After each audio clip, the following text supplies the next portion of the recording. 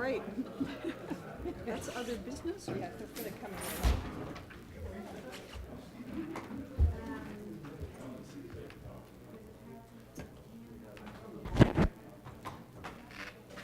All right. Okay, you got it.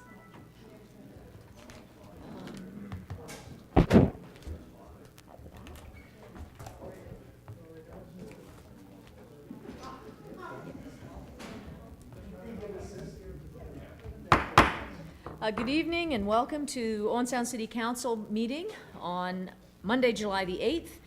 We're a couple of minutes behind. We're engaged in a discussion at the in-camera portion of our meeting, and to meet the timelines of our public meeting, we're here, and we will be returning to finish our in-camera agenda after this meeting this evening. So I first of all welcome you for attending this evening, and thank you.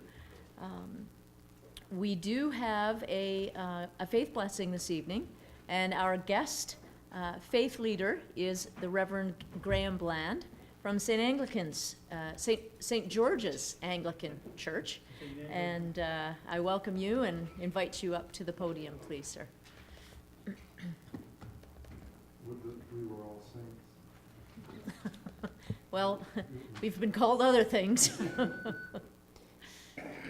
Worship members of council, ladies and gentlemen, I want to share with you a blessing tonight by the late John O'Donoghue, an Irish poet who worked hard to recover an old tradition of blessing that honors people of all religious traditions and none. And it was offered recently at the closing of the Institute for Transformational Leadership at Georgetown University in Washington. May you have the grace and wisdom to act kindly, learning to distinguish between what is personal and what is not. May you be hospitable to criticism. May you never put yourself at the center of things. May you act not from arrogance, but out of service. May you work on yourself, building up and refining the ways of your mind. May those who work for you know you see and respect them. May you learn to cultivate the art of presence in order to engage with those who meet you. When someone fails or disappoints you, may the graciousness with which you engage be their stairway to renewal and refinement. May you treasure the gifts of the mind through reading and creative thinking, so that you continue as a servant of the frontier, where the new will draw its enrichment from the old, and you never become a functionary. May you know the wisdom of deep listening, the healing of wholesome words, the encouragement of the appreciative gaze, the decorum of held dignity, the springtime edge of the bleak question. May you have a mind that loves frontiers, so that you can evoke the bright fields that lie beyond the view of the regular eye. May you have good friends to mirror your blind spots, and may leadership be for you a true adventure of growth. Thank you. Thank you very much. Nice. We need a copy. Are there any additional items from any members of council this evening? Councillor Purdon. I have one additional item. I have one additional item in regards to the hottest yard sale. Okay. Councillor Chamberlain. Yes, I have two items. I'd like to speak about the Friends of Harrison Park, and I'd also like to talk about the solar energy website. Councillor Twaddle. Yes, I wish to raise an issue with regards to the council code of conduct. Thank you. Anyone on this side? Members of staff? Seeing none, I do have one additional item with regards to a visit from our twin city of Miamisburg, Ohio. Is there any disclosure of pecuniary interest? Seeing none, confirmation of the minutes, please, from June 24th. Moved by myself, seconded by Councillor Body, that the minutes of the regular meeting of City Council held on June 24th, 2013, as printed, be adopted. Thank you. All those in favor? Opposed? That motion is carried. A resolution moving council into committee of the whole, please. Moved by myself, seconded by Councillor Body, that City Council now go into committee of the whole to consider public meetings, deputations, public question period, matters arising from correspondence, reports, matters tabled, motions for which notice was previously given, and other business. Thank you. All those in favor? Opposed? That is carried. We are now in committee of the whole. We do not have any public meetings this evening. We do, however, have a number of deputations here this evening, and I will begin with the first deputation. And this is a presentation to our very own Chief of the Owen Sound Police Services, Chief Sornberger. So I will go down to the podium, and I'll ask the Chief to join me there momentarily.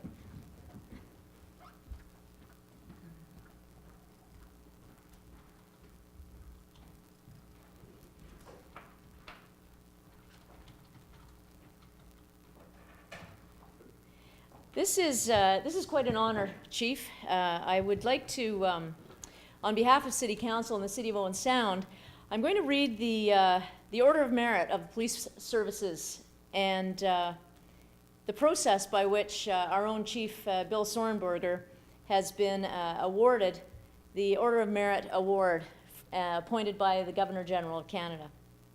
The Order of Merit of the Police Forces was established in October of 2000 to recognize a commitment to this country and to honor a career of exceptional service or distinctive merit displayed by the men and women of Canadian Police Services. The Order of Merit of Police Forces is a fellowship of honor based on the highest qualities of citizenship, service to Canada, to the police community, and to humanity at large. Through their activities, members, officers, and commanders of the Order bring distinction to policing and support the concept of police cooperation in public service. These three levels of membership reflect long-term, outstanding service with varying degrees of responsibility. The primary focus is on exceptional merit, contributions to policing, and community development. The focus is also on the total contributions made over one's career, and not on a single incident or contribution to one program. Contributions fostering better relationships among police services in Canada and throughout the world is certainly an important consideration. Persons admitted to the Order must be a serving member of a police service and cannot include a number of things that this man is not involved in, like criminal investigations and such. On behalf of the City of Owen Sound, Chief Sornberger, I would like to present you with a certificate of recognition. We certainly congratulate you and we applaud you, and we're very proud that you're the Chief of the Owen Sound Police Services while you get this award. Thank you very much. Congratulations. Thank you very much. Thank you very much. Thank you.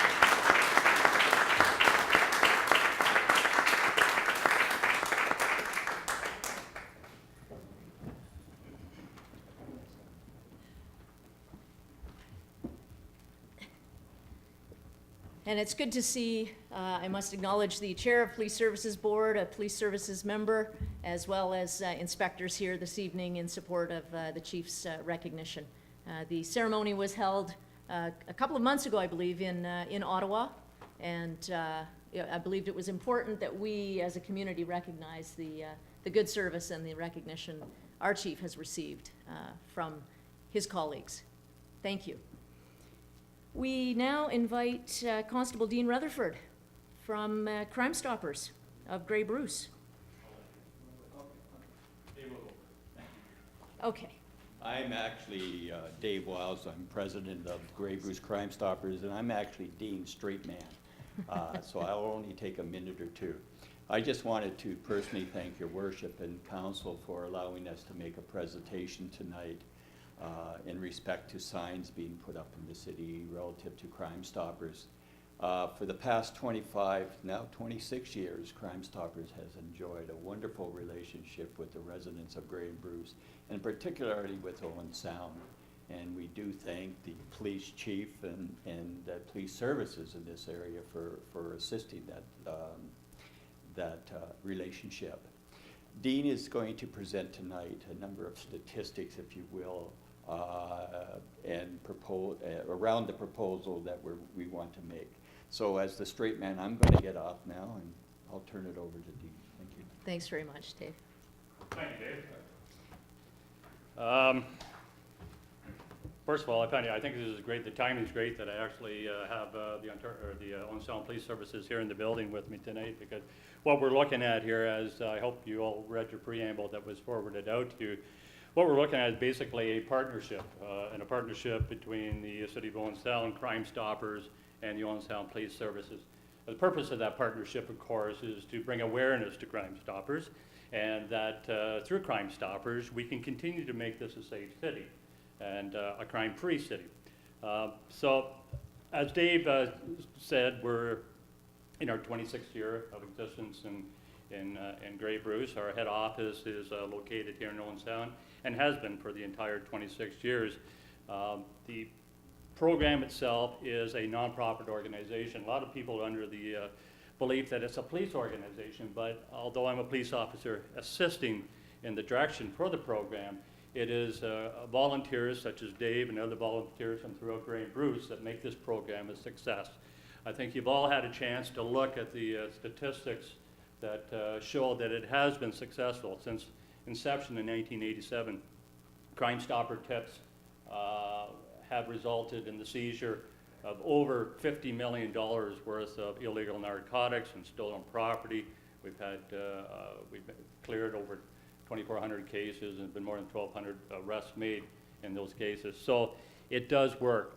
The reason it does work is because we allow the community to be part of the solution. We allow the community to be the eyes and the ears to assist the police in reporting crimes that have been committed or about to be committed. So having said that, I think I did provide you with some statistics in regards to the number of tips. I did an overview of the stats over the last 5 years that have come in, and in those statistics it indicates that we have received 2,315 new tips to Crime Stoppers. Of those, 448 tips were directed to Owen Sound City Police for investigation, and of those, 284 were drug-related. Some of the hidden statistics there are that although, and I'm sure the chief would support me on this, that those stats don't, there may be some other stats, thefts or break-and-enters, where drugs may come into part of the scheme, as, you know, that they are breaking into places to support their drug habit, etc. We're not here to say that basically there is a crime problem in Owen Sound. I don't believe that. I think it's a beautiful city. I think that as with any urban centers, there's a crime element to any urban centers. What we're asking through this signage, again, and as you can see, the wording that I've utilized in these signs is keep Owen Sound crime-free.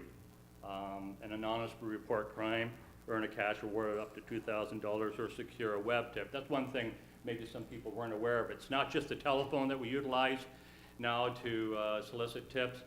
People send secure web tips to us as well. So, and again, help make your community a safer community. I had the fortunate to have had a meeting with Chief Sornberger 6 or 7 months ago, I believe it was, where we discussed kind of an approach to take here. And what we wanted to do was maybe to identify some areas in the city where they may benefit from these signs, where they can act, first of all, maybe as a deterrent. If someone that may want to think about causing some vandalism or something, that may look at these signs and say, well, are there some eyes and some ears looking at me right now that may, and so, so I think through cooperation with the Owen Sound City Police and talking with them and maybe identifying some areas, I'll give some examples, maybe Harrison Park or the harbor or area or things like that, or parks and recreation where there may be people, the foot traffic that would see these. These signs are only 12 by 8. They don't stick, we don't intend to have them big 4-foot by 8-foot things that take away from the beauty of the city. We just want to have them in positions where people will be able to see them and to respond. So our purpose here today in this presentation, you have to excuse me for talking fast. I usually do a 45-minute presentation. I'm doing the Reader's Digest version here. So the idea is, first of all, to form a working relationship, a partnership with the city, with the Owen Sound City Police, and coming together to help make Crime Stoppers more aware to the citizens of Owen Sound. And hopefully through some media coverage of this endeavor and the fact that we're out there making our communities safer. We hope to make this a model for other communities in Grey Bruce. We're starting with Owen Sound, and we hope to, through this model, that we can continue throughout Grey Bruce and approach town councils at the other municipalities as well to do the same thing. So again, I was told 10 minutes, that's my Reader's Digest version.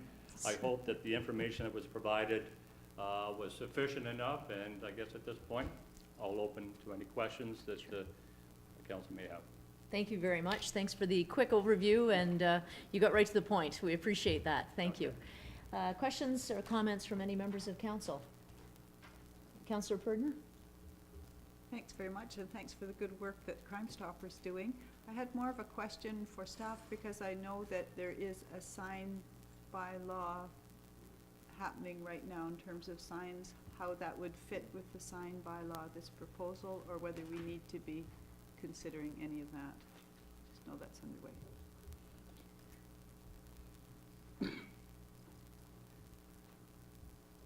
Mayor Haswell, through to Councillor Purdon. I think it's a very valid question, and I think it's why we would suggest this get referred to the appropriate committee for a complete report. Councillor Wright. Thank you very much, and thank you also for the presentation and for supporting Crime Stoppers. I think it's great. I just have one little question that's kind of niggling at me. The signs that you're asking the city to purchase, 50 signs? For 50 signs, yes. Where are you going to put 50 signs in the city? Well, the number we approached in doing that was just that we came up at the top of our head and saying that there should be probably about 10 locations within the city, either parks or the harbor or the Tim Hortons, the area, things like that we may be able to put. And we don't want to splatter them. Again, we don't want to take away from the beauty of the city. We don't want them all over the place. We want there maybe in the area of Harrison Park, or that we might have 4 or 5 there, or in the area of the harbor we may have 4 or 5, and things like that. Again, that is going to be through consultation with the Owen Sound City Police, asking them to maybe identify some areas. They know best. They know best where the people are in the city, and through consultation with them, they will be able to advise us the best locations. So that number was something that we at the office kind of just threw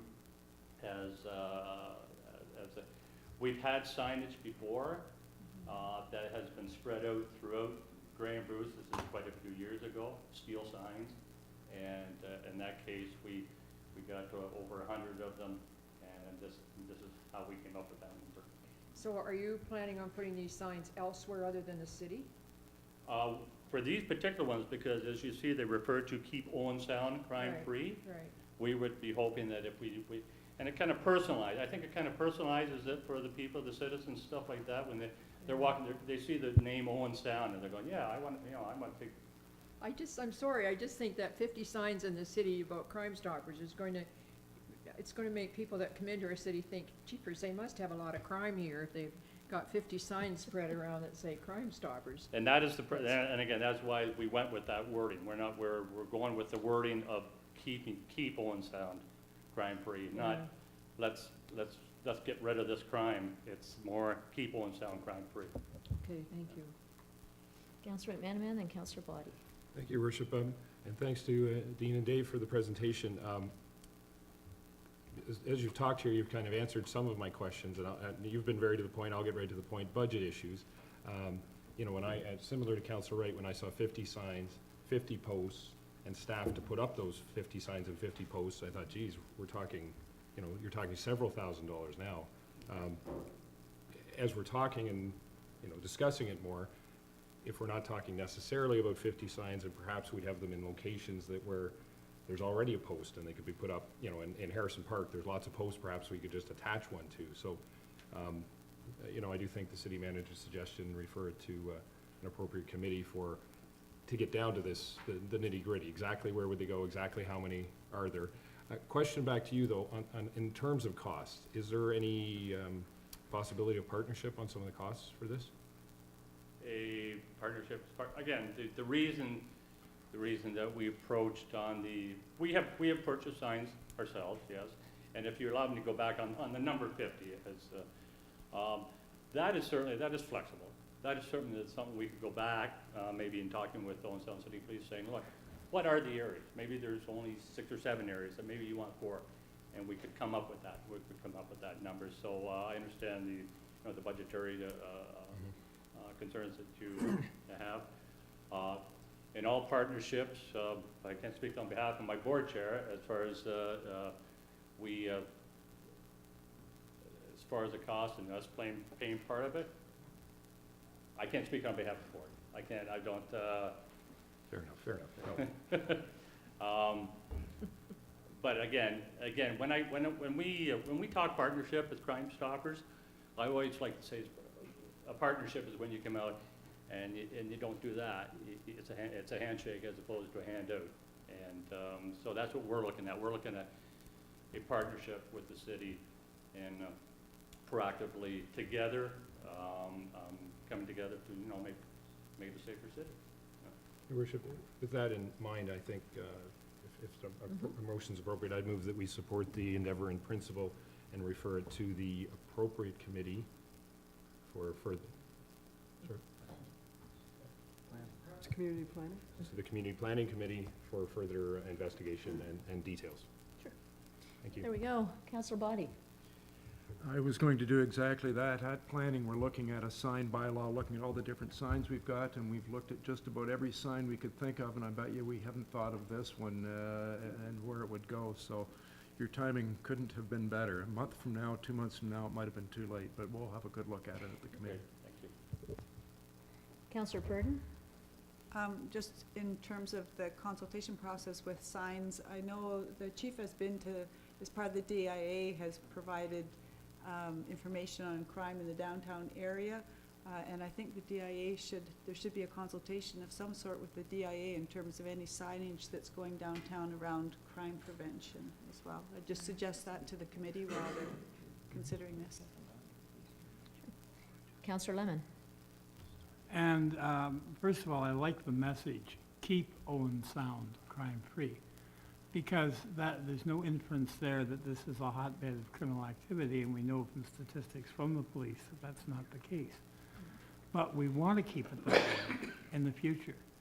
And to me, this is an opportunity, and one of the things that it may be because of budgetary restraint, when the report comes back, we may need to phase it in over a couple of years, so that we do so many signs this year and so many signs, we can purchase them all in 1 year, but do the installation as we see how effective it is. And anything we can do to assist the police. Sir Robert Peel, who founded modern policing in England, said, the people are the police, and this allows people to pass information to the police with no worry about anybody finding out, because I've read about the confidentiality and how things are handled, and nobody knows who phoned in or who emailed in. And giving the police the best information possible is going to help them eliminate or reduce certain types of crime. And I think it also gives a little bit of a message, somebody's watching you. Because that car driving past, the guy may stop because he's got a cell phone and phone the police. I noticed I said stop first, Chief. But unless it's hands-free. But the whole point is, this is a step forward to preventative policing, in my estimation, because it's giving the police information in a timely manner. And true, all the tips don't pan out, but looking at the success rate that's already occurred, let's keep it up and encourage it. Well, there's nothing left to say, but thank you, and you're going to be here for the vote, so would you like to make any closing comments? There was just one point. Right now, I don't think we have any signage. We did have one nice, beautiful sign, and it stood over where the new sports complex is. It was as you came into town, there was a big, huge billboard there, and we don't have that anymore, but we have a beautiful sports facility there instead. But We anyhow, probably I just repainted it. I just want, on behalf of Dave, on behalf of the Board of Grey Bruce Crime Stoppers, thank you for the opportunity to present today, and we look forward to whatever decision you make. Thank you very much, and thanks. Keep up the good work. Thank It's you very much. appreciated. To the motion, any further discussion? All those in favor? Opposed? That motion is carried. We now will invite our last deputation for this evening is Mr. Doug McKee. And Doug is the chair of the Festival of Northern Lights. And this is Doug's annual report to council on the state of the Festival of Northern Lights. Your worship, council members, sloppy fingers, and the public, if there's any left. It's a little different than it was 2 weeks ago. I sat out in the lobby. I believe you received a package of information from us, and very quickly I would like to explain how that material came about. Part of it was the report that went to our annual meeting from the board, and it talked about the roller coaster that the past year has been. And I'm not going to dwell on that because I think that we're still going up. And but I would like to draw your attention to the 5-year projection, which is part of our requirements. And if you look at it, you'll see that we finished last year with a very healthy reserve. And that's on page 2, third line from the bottom.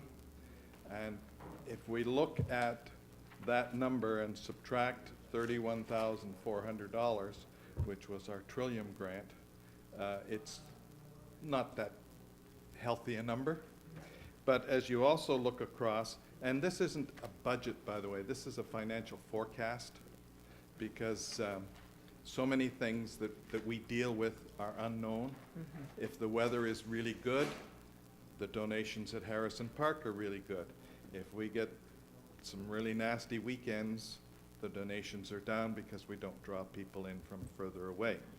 So it's a forecast, but we think it's a reasonable forecast. Starting in 2015, we see that we will be running in a small deficit year to year. At the end of the 5-year forecast, we will still have a sizable balance in reserve, but that's not something that we can look forward to maintaining ad infinitum. So that's one of the real challenges that's facing the Festival of Northern Lights. The other challenge that is really facing us is this stuff up here. It's all gone gray on me. And I'm catching up to most of our volunteers who are a lot older than I am. Next year I'll be celebrating my 50th wedding anniversary, so you know that I'm not a spring chicken.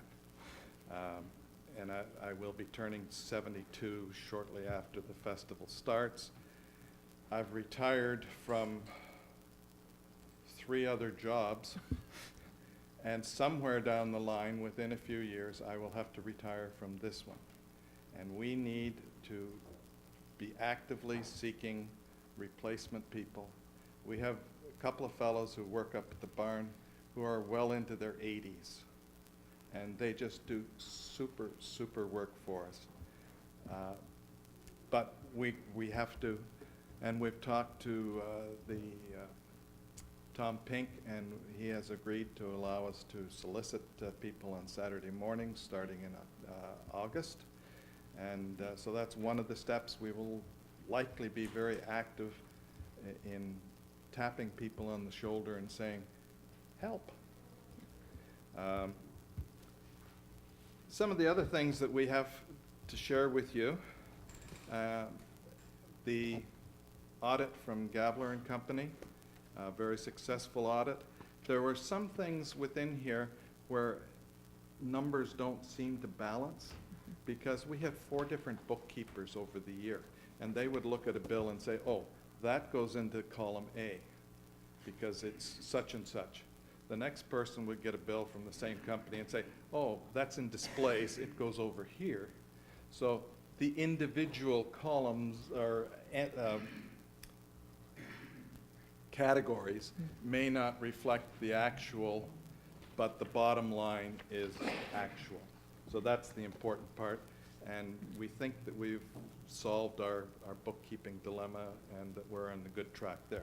So I'll pass this over to Finance.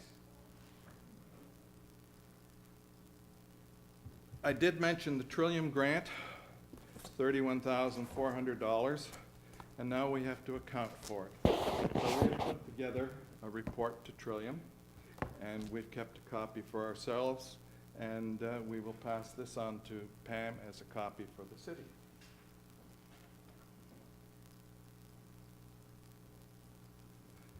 We kill more trees, but then we decorate them. We're looking this year for another grant. Pardon me, I gave you the wrong one. I'll give you this one in a minute. Another grant that we're looking at is a Tempe grant, and it's for marketing outside of 100 kilometers from the city. So we have put together a marketing plan which will include areas across the top of the GTA, Orangeville, Shelburne, Alliston, Barrie, Markham, Erin, that whole area that is still within an hour and a half's drive of Owen Sound, and that we think that we can draw to this area. So that's, that had to be in by the 15th, and we've already sent it in, so we're trying to keep ahead of things.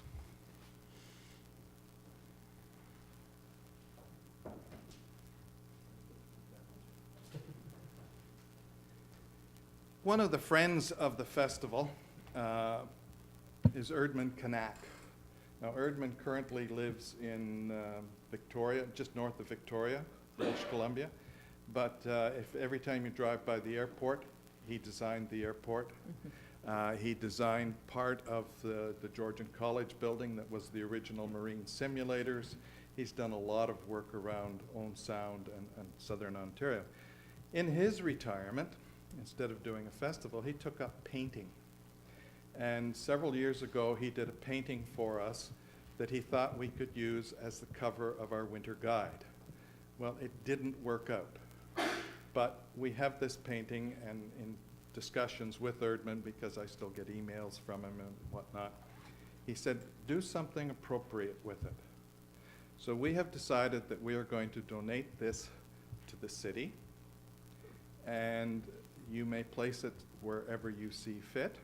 We're not going to be fussy or anything like that, but it is a painting of City Hall at Christmas time. Oh, that's great. With the lights and the trees outside. That's great.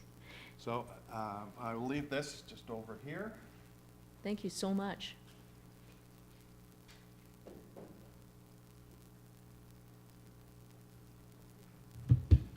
Questions? Well, first of all, thank you, and I know there will be some questions, and they'll come back to me eventually. Okay. I will come back to me eventually. Councillor Twaddle. Thanks, Doug. I want to congratulate you for the work that you've done. It's not even 2 full years, I don't think, since Festival Northern Lights became Festival Inc. No, you're right. It won't be till, I think, June, yeah. Or the end of July, yeah. That we were incorporated. I think it's great. You're in a sound financial position. You're looking 5 years ahead, which I don't think has always been the case in the past. I know from representing council as a liaison member of your board, I know that the board is, when you look at a 5-year projection, you're projecting status quo, but I know the board is looking at many items to deal with changes in revenue. One of the things that I would point out is that you have more than accounted for the declining contribution from the city that was part of the agreement. You know, you're looking forward and you're planning that. I like the fact that you're looking at succession planning. I think that's really important. And I know it's a topic that comes up at many board meetings. You're recruiting new people. You've got a great group of volunteers taking on projects in a number of different areas that are really strengthening the year-to-year revenue base, and I think that's really important. I think you've done a terrific job. And there's one piece of the festival that I think we don't always fully recognize or appreciate,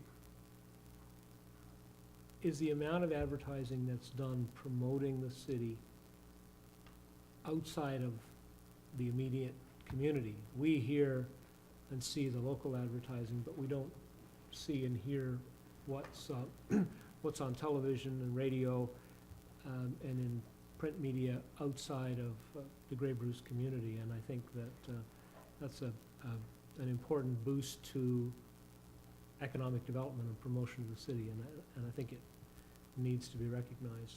And I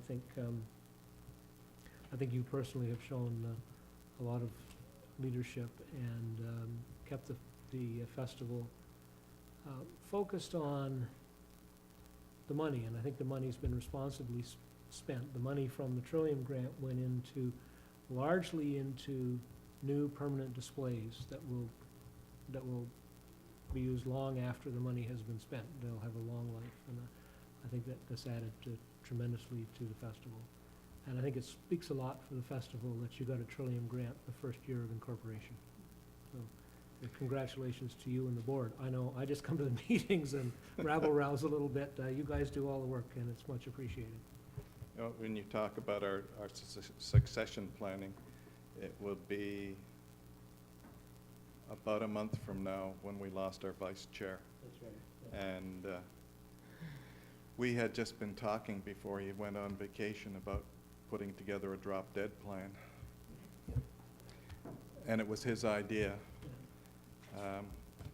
I haven't been able to get myself around that yet, but that really brought home the need for succession planning. Mm-hmm. Councillor Wright? Thank you very much. Thank you, Doug. I just want to say thanks.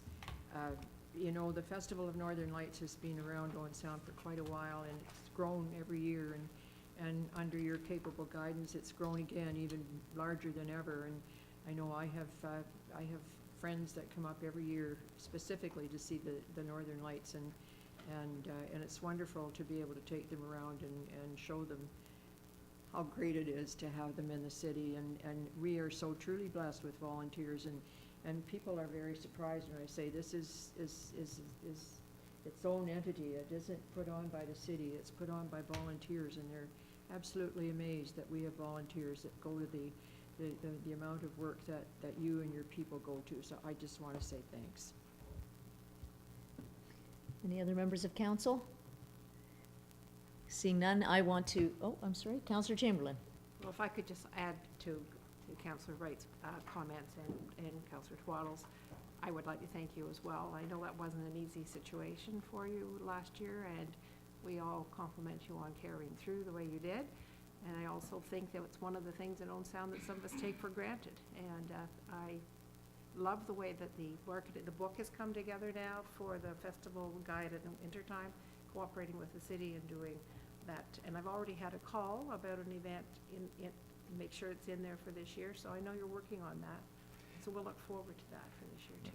Actually, George and Julie were emailing back and forth in February from Florida, and they were working on the winter guide then. And Councillor Wright, when you bring the people back this year, we've been working with two groups. One is planning on purchasing for the display, a 35-foot wide, 7-foot high nativity scene, which is computer controlled with flashing lights, and as the animals come to the stable, they light up, and when the star is in the sky, it lights up. It's just a super, super display. And where is this going to be? We're not totally sure. We're kind of thinking that it'll either be in Harrison Park or in Jervis Bay Park, but we're not totally sure because we know it's going to be a traffic stopper. And so we have to sort of figure out where to put it so that the most people can see it without causing the police department headaches. And 8th Street might not be the best place for it. Well, thank you very, very much. Thanks for all the work that you do with Festival of Northern Lights. And you really are the, you know, you're one of the volunteers in this city that's truly a friend to the city. That you do this because you really do like it, and you really do like the community, and you're building the community. And I can tell you on behalf of council, we're very, very grateful for all the work that you do, Doug. I know, I see you in here often, and I know you're not just coming in to say hi. I know that you're in here to do work, and it's very much appreciated. And to all of your crew, I've visited the workshop up at the cemetery in different times of the year, and there's always some kind of activity, and there's always volunteers in there working. And they're very selfless and doing it because they just enjoy to see the lights come on every year and the community get around it. So I can thank you again very much. Thank you very much. Take care. We are now at public question period, and I will ask if there's any member of the public here this evening who'd like to ask a question of this council. Good evening. Thank you, Your Worship. I am Jeffrey Robbins.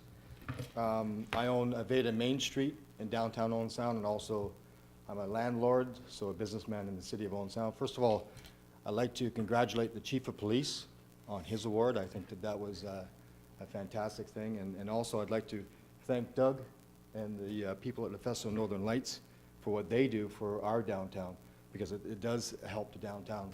I was on the DIA for a number of years, and we always said that.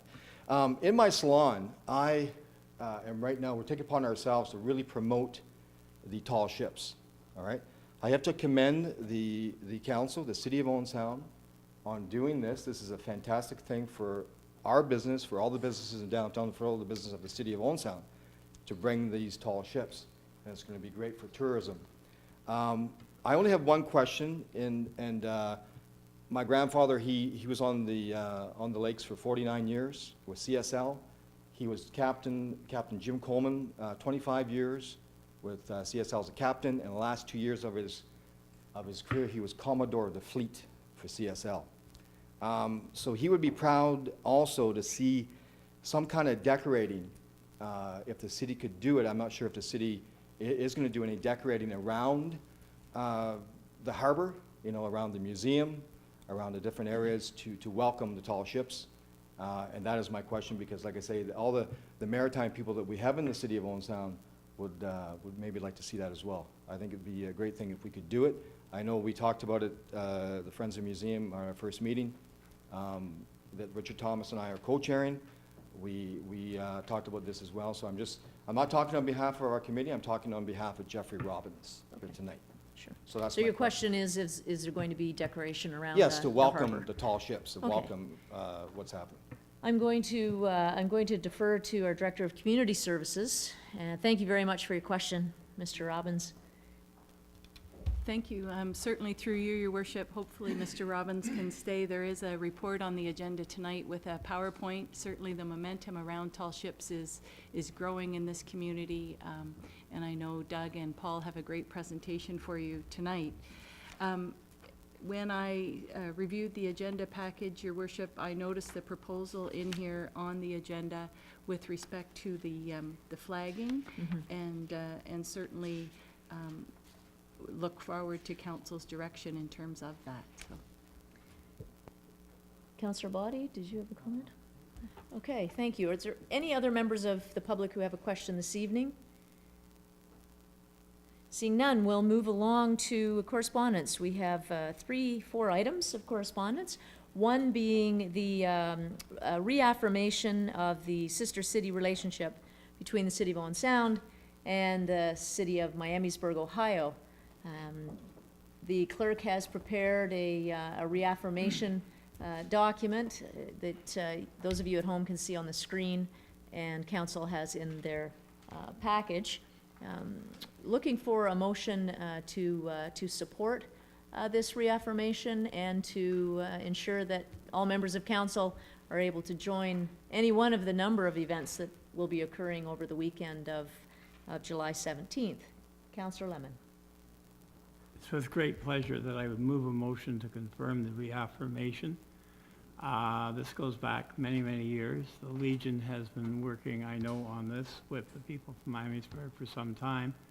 And I think it's outreach to our friends in the United States, and it's good for the city, both cities. And this is a case where we're shaking hands, not hands outstretched. So I think it's very, very positive. Okay. Thank you. We have a motion. Any further discussion? All those in favor? Opposed? That motion is carried. Thank you. I believe that the mayor of Miamisburg and the vast majority of their council will be here during the weekend of the 17th. Yes, Councillor Lemon. Just one question. There used to be, right by the east entrance to the city hall, we had a City of Miamisburg flag there up until last year. I'm hoping that that will go up to make them feel even more welcome. We do have a direction that the sign that's located on 9th Avenue and 6th Street on the east side of the intersection, southeast side, there will be a welcome sign there for the delegation upon their arrival, as well as there's a number of hosting activities that will be happening over that weekend. So they certainly will enjoy lots of Owen Sound hospitality and will be recognized. I was just thinking if we could, that flag should still be around. And if we could put that up, because there is still a flag mast mount there. Certainly take that under advisement. Any further discussion?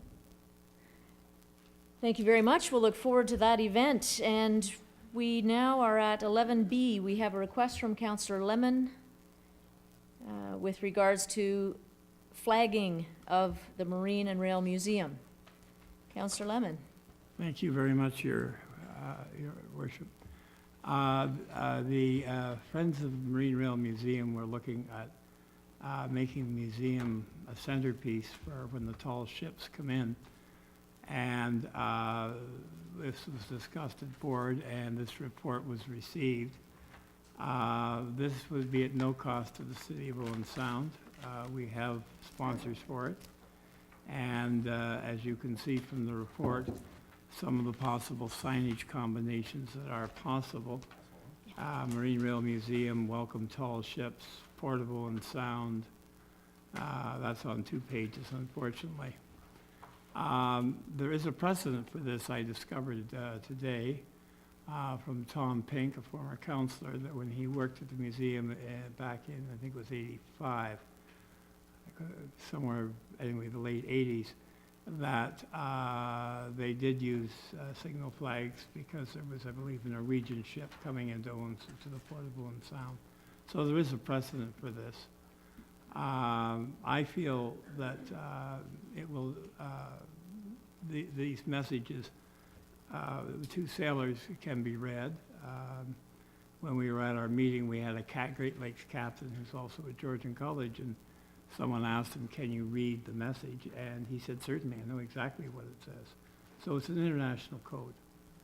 And so if someone would move a motion, I don't know whether I should move the motion, but I think it's a good idea at no cost. And we get some very beautiful flags on the building. And as the report says, we've got everything in hand in terms of doing this. So, Councillor Lemon, this is at no cost to the city, so there's Yes, there's no budgetary influence. Okay. And this is for the Marine Rail Museum. Is this also for the east side I can't recall the name of the sculpture that's on the east side of the harbor. It's a ship. And Yeah. it's an art installation that's been there for years. I can't recall the name of it, but it's on the inner harbor on the east side. Yes, a little farther north in the marine rail. Mhm. No, we're sort of concentrating on the marine rail. Mhm. The same technique of mounting flags could be used. And like, we haven't decided exactly which messages we'll use. But I asked if there was a second page on this there. Those are the names, what you could put over there if the city wanted to, was SV Fair Jean. These are the 4 boats that are coming in signal flags and the word welcome in front. That would take 9 to 10 sets of flags because of the reoccurrence of certain letters. It's not an even distribution. And the other flags that were acquired could be used for displays, just random displays, not messages. Yeah, I believe it's 10 actual sets to do all of those names and welcome, which would be $400 to $500 in terms of flags. But what a message to the ships as they sail in. Mhm. Plus, it would attract more attendance to the tall ships because people would wonder, what does it say? And certainly we would, as the Friends of the Marine Rail, are planning to print information things with the letters of the alphabet so that kids and adults can read the message, which I think would be exciting as well. Okay, well, we'll look for a council direction on this.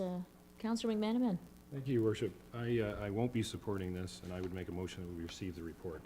I think I can't recall in my time ever receiving a report in our agenda from a councillor. I don't think it's appropriate. If this was an idea, it should have come through the proper channels through staff.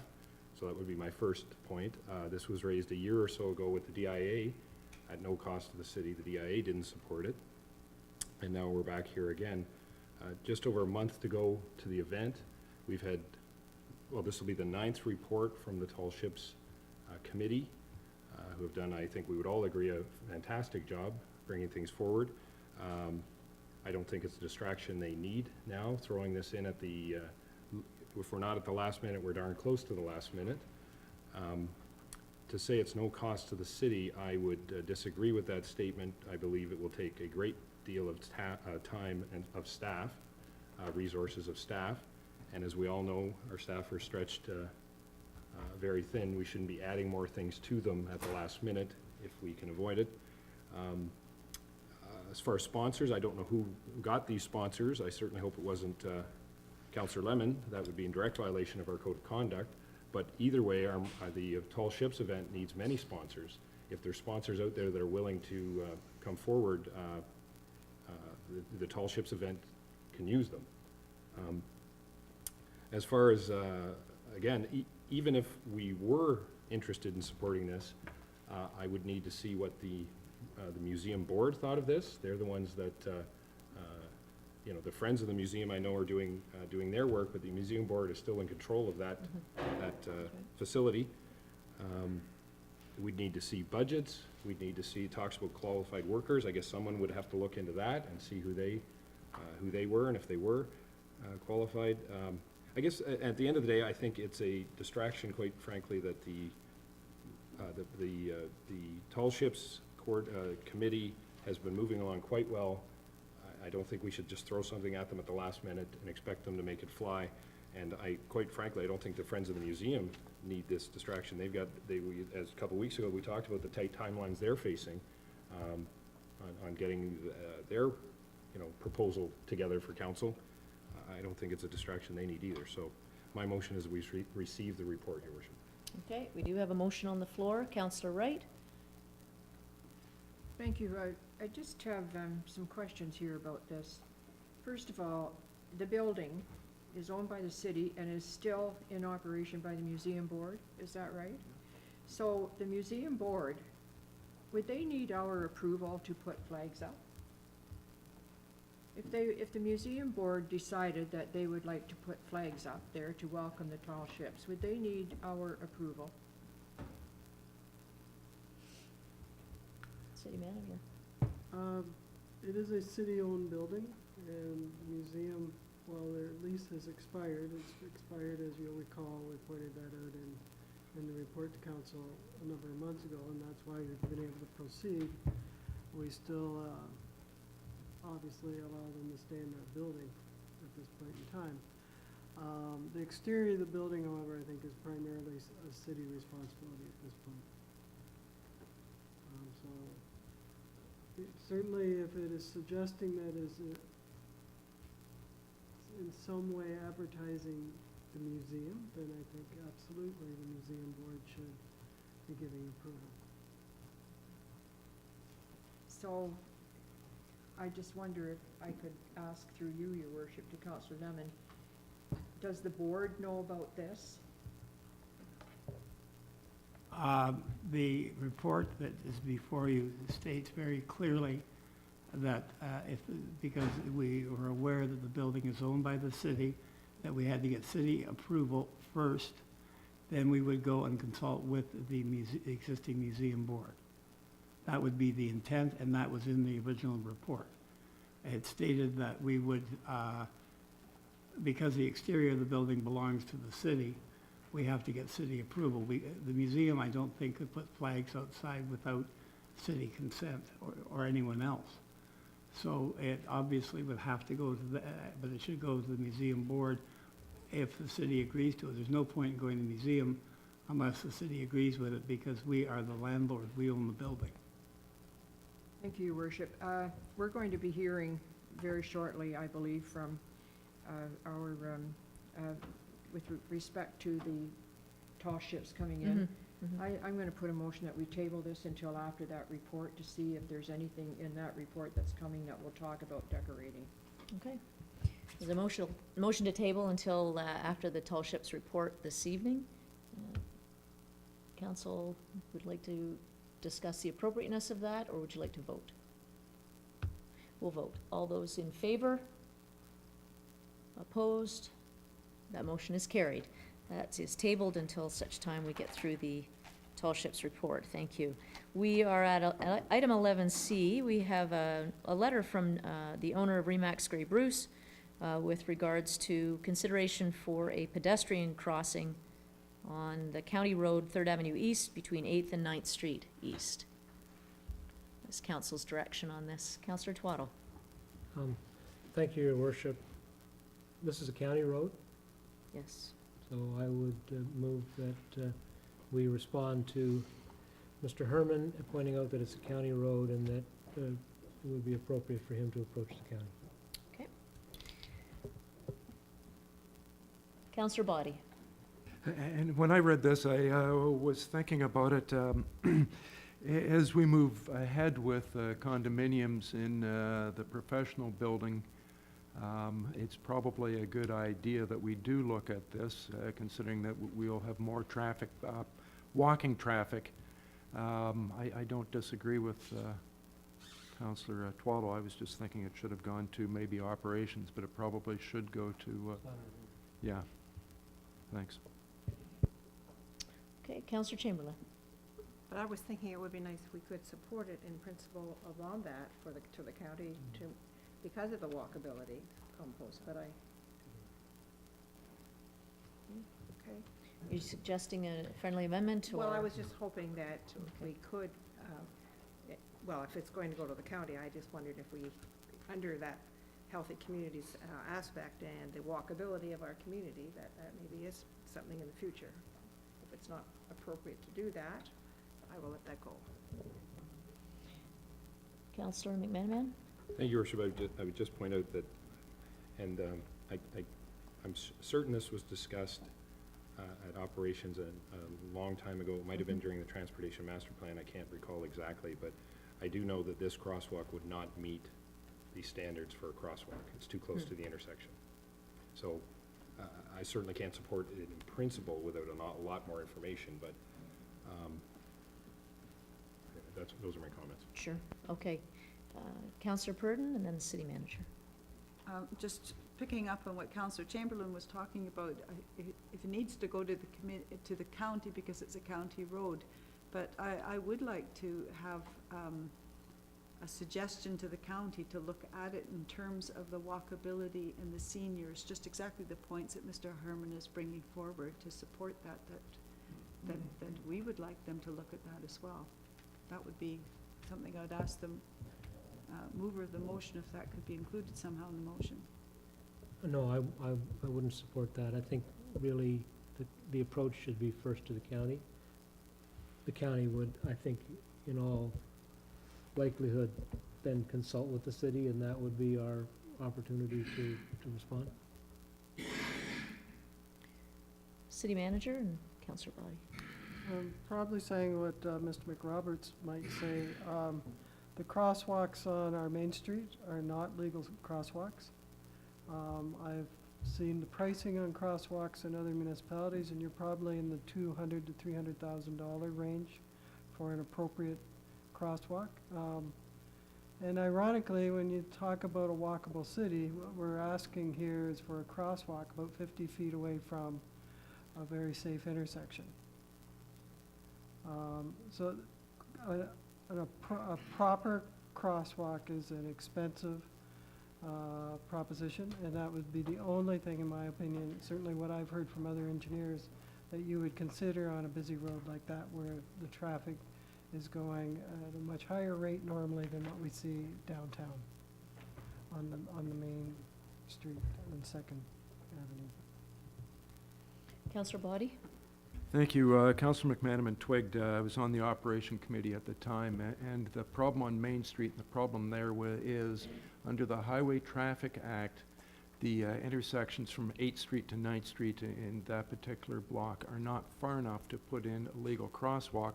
That's why we don't have a crosswalk on Main Street with a gap or wait for a gap. We looked at all the signage, and so it probably would be almost unsafe to be putting in something on 3rd Avenue that you cannot put in a full qualified crosswalk with Central Place being there. It can't be done because of the distance between 8th and 9th, and I do recall that. It's compounded by the complexity of the entrance and exit of the municipal parking lot as well. That there's a lot of in and out, right exactly where this is being proposed. Councillor Wright. Thank you very much, Your Worship, and you've actually nailed it. That is a very dangerous area for any senior to be walking across the street. And I think what we should do is pass this along to police services and ask them if they, or even we could, as far as being concerned council, the number of people that go with walkers across that street and then walk into the parking lot when there's cars backing up, they really need to have someone in community service go to the nursing home and talk to them about safe crossing of streets and where to go. And the only ones that really do that are police services. Mm-hmm. So I'm not dealing with that letter, because that letter needs to go to the county, because he's written it to us. Mm-hmm. But I'm just suggesting that is maybe something that we could bring up Sure. with police services without having to have anything formal from the city. Absolutely. Okay, we do have a motion on the floor. Any further discussion? What is the motion? The motion is basically to refer it to Grey County. Actually, The motion that I have is that we respond to Mr. Herman that this is a county road and Mr. Herman should report to the county with his concerns. Okay? All those in favor? Opposed? That motion is carried. Thank you. The Emerald Ash Borer. We have a letter from the President of the Ontario Urban Forest Council, and this is a request for council endorsement of a proclamation. Is council's direction on this? Councillor Purdon. I would like to move that we support this recommendation. it is, I thought the points in the letter were really excellent, that, you know, up to 80% of our population is now in urban areas, yet all of the provincial and federal forestry money is directed towards the large forest industry, and that could be considered for urban forests, that both federal and provincial governments take a hand in that to support the local municipalities as well. So I'm not sure if it will resonate at all, but certainly I think as a proclamation, it would assist our city and many other communities as well. So I would make that motion. Any further discussion on that? Councillor Lemon. Just one comment that up at Harrison Park, they've had a no imported wood policy for a number of years, precisely to prevent the spread of these diseases, but they've gotten in anyway. But that type of policy is something we should certainly support, because once it gets into an ash community, it's the end of the ash trees. Just as the same thing which happened to our elm trees a few years ago, many years ago now. Councillor McManaman. Thank you, Worship. It's probably a year ago now that Mr. Howard, our manager of Parks and Open Spaces, did a presentation about this emerald ash borer and what it means to the community, and I'm just wondering, with some of the recent news that it's moving into this, appears to be moving into this area, if it might be timely to ask Mr. Howard to come back with that presentation, if for no other reason the public, but to educate us all. So, and I support the motion, obviously, but I'm just wondering if we could also have him come at the next, as soon as it works with the schedule, to do a presentation on this topic. I see affirmative head shaking over there, and I believe we'll have that before council in due time.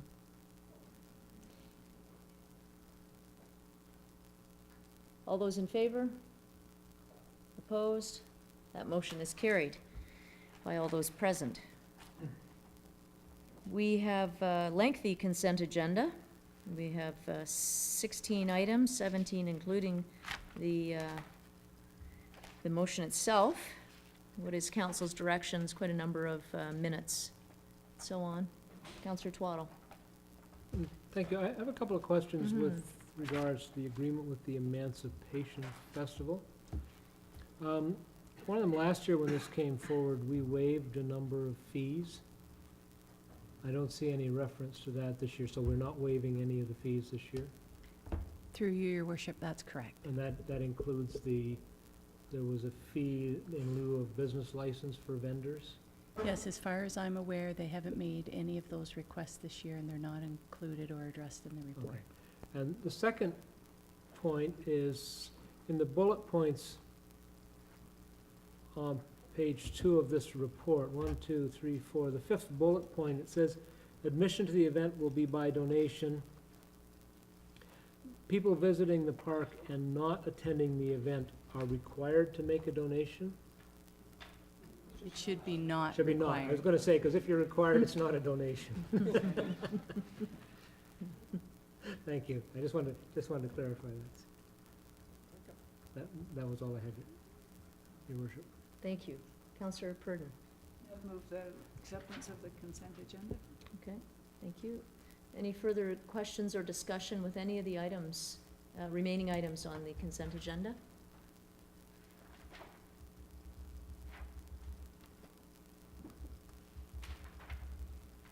Seeing none, all those in favor? Opposed? That is carried. Thank you.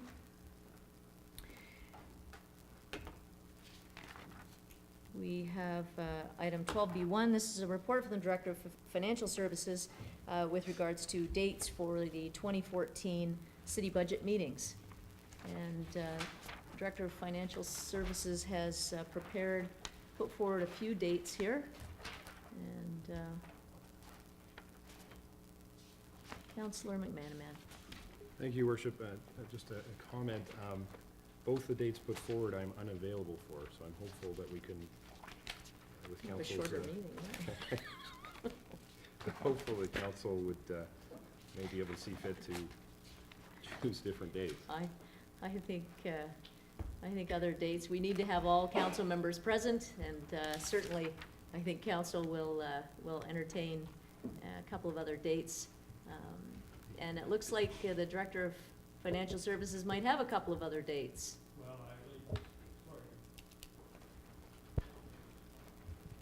I really don't have any dates at the moment, Your Worship, but with the city manager, we had tried to pick the off Monday dates are the ones that we recommended. Perhaps council, if they wish to, and that's why we're starting early, to try to make sure we can get all of council here, obviously.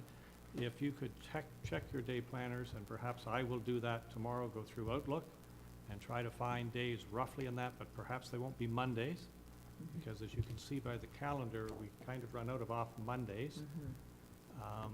And I will then perhaps poll council to see if I can find a day where all 9 are there and come back with a further report.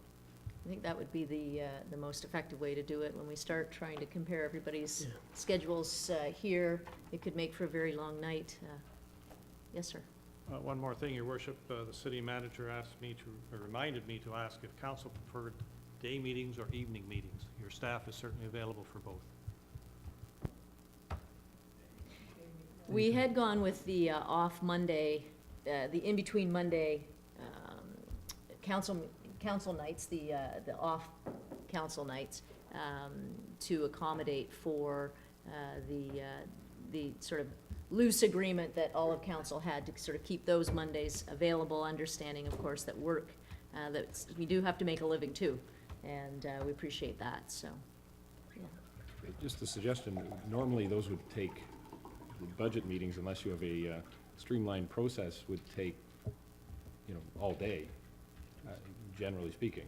So I'm just, we wouldn't be able to do it in the evening, would we? I would anticipate certainly through Your Worship, Yeah. maybe starting at 4 o'clock and going until we were done each particular meeting, reviewing the operating budget in the first meeting. The second meeting, we'd be reviewing the revised operating budget based on some of the decisions council had made, as well as our draft capital budget. And the third meeting would actually be in 2014, approving the budget. So that was certainly staff's intent to do it in one-day meetings for each session. No further to that, I wouldn't support a meeting starting at 4 o'clock till 10 or 11. I don't think that would be, that's just my personal opinion. Sure. Councillor Lemon. Well, one of the key elements of what we do is our budget.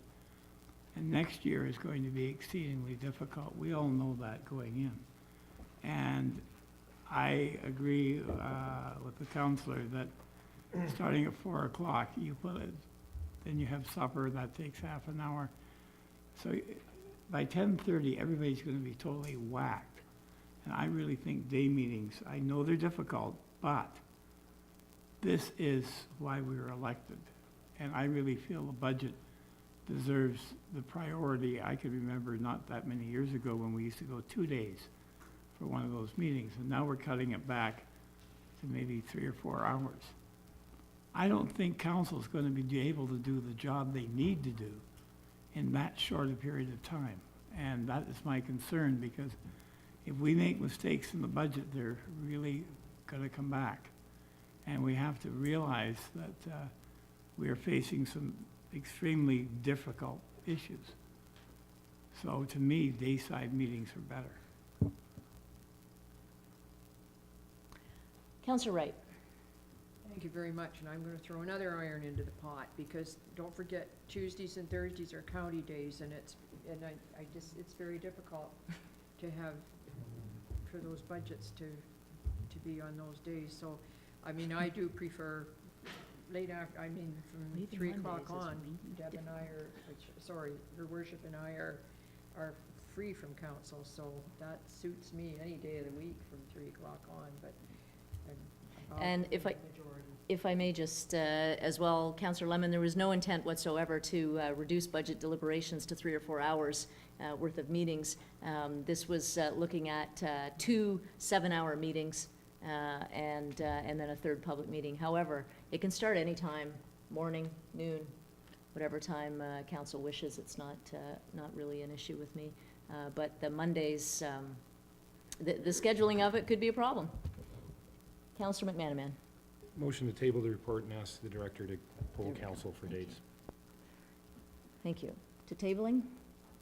Oh, I was just gonna add that I prefer the daytime meeting, at least for the first more intense meeting. The second one, when you're coming back and reviewing it, I think last year we had 2 evening meetings, but the first 2 meetings last year, I believe, were full-day meetings. Okay.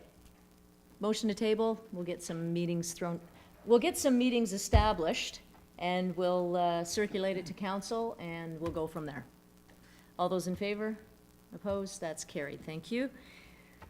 We have a verbal report from the Director of Community Services with regards to the last-minute ice.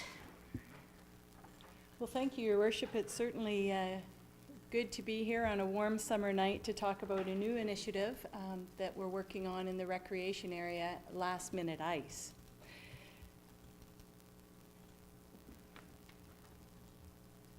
So the idea was really something that came out of our review last year of our ice allocation. And through our Recreation and Parks Advisory Committee, they have developed a policy around last-minute ice, looking at what other municipalities do in terms of last-minute ice. And staff have been working on implementation. It's certainly been a real joint effort, staff from facilities, booking, finance, as well as our SOS counter. We're going to have it as a trial this summer and fall, and then review how things went later in December when we do our review of ice allocation. So what is last-minute ice? Last-minute ice is essentially ice that's discounted in terms of price, of times of ice that aren't typically booked. It's also considered to be ice only available within 24 hours. So today you can book tomorrow ice. That's last-minute ice. You can't book ice a week from now. On weekends, on Friday, you could book ice on Saturday and Sunday or the same day at the facility. Doesn't apply to statutory holidays unless the facility is open. And importantly, it can't be used to replace regular ice bookings, and you can't cancel a regular booking to book last-minute ice. And you have to meet the other requirements of our ice allocation policy. For example, conditions of use, insurance, and those sorts of things. You still have to sign a rental contract. Everything you need to know about last-minute ice is on our website. We'll just have a look at what that looks like. So Owen Sound. We'll go to where you want to play, recreation facilities, arenas. So we'll try this one more time. Arenas. Available ice time. Maybe. So you'll see here last-minute ice. It talks about the sort of the rules. So here we are, it's Monday. It's showing us then what's available tomorrow and today for last-minute ice. So then someone could call to City Hall or go to the facility to book that ice. You can always call City Hall or on weekends. If you decide on Saturday it's a hot summer day, you'd like to take the kids to the arena and have an hour of skating, you can just arrive at the arena and staff there will be able to help you. So they're final and non-refundable because they're such short timelines. You have to book it for a minimum of 1 hour, and the city reserves the right to limit last-minute ice bookings where it's considered to be being used for profit. How are we promoting last-minute ice? Well, hopefully tonight someone hears about last-minute ice and thinks it's a great idea. We've done a media release. We're on the website, obviously, on the media screens at the Recreation Center.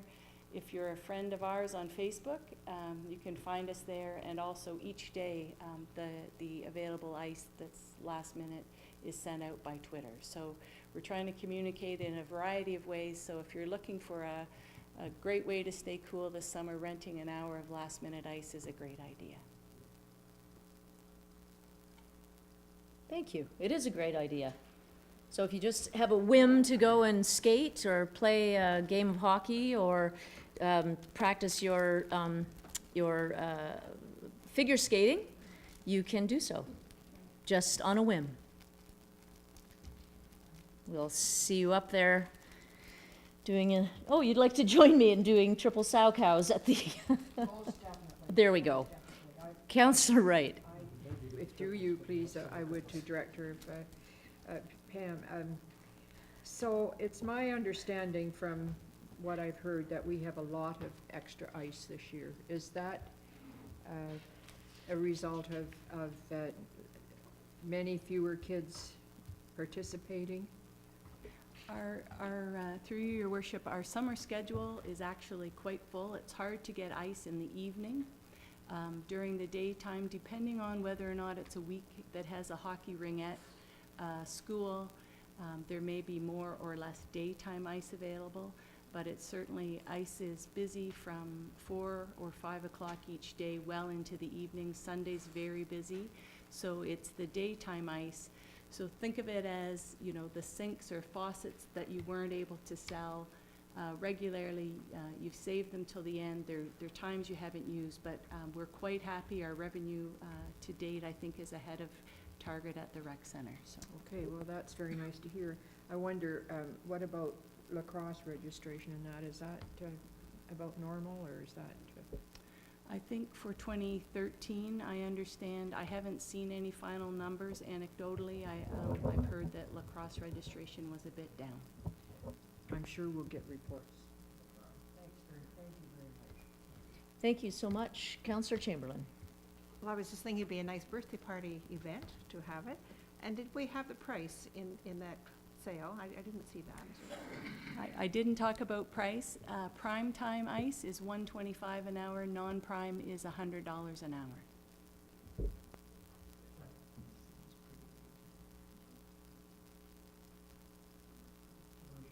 I wanted to hear more about the faucets and the sinks, but I wasn't too sure where that was going. So, Councillor Lemon. Okay, that is the regular rate. But for last minute ice, is that rate discounted? Sorry, if I could just hear the question again. Sure. Councillor Lemon. The rate you gave us just a moment ago, is that the regular rate or is that the discounted rate? That is the discounted rate. So the regular rate for prime time ice is roughly $190 an hour. So for the discount, it would be $125. And does the non-resident fee apply to that, There's no non-resident fee related to ice rentals. to ice rental?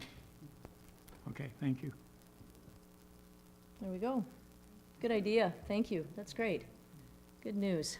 Be an opportunity out there for some enterprising folks to jump on the ice at the last minute.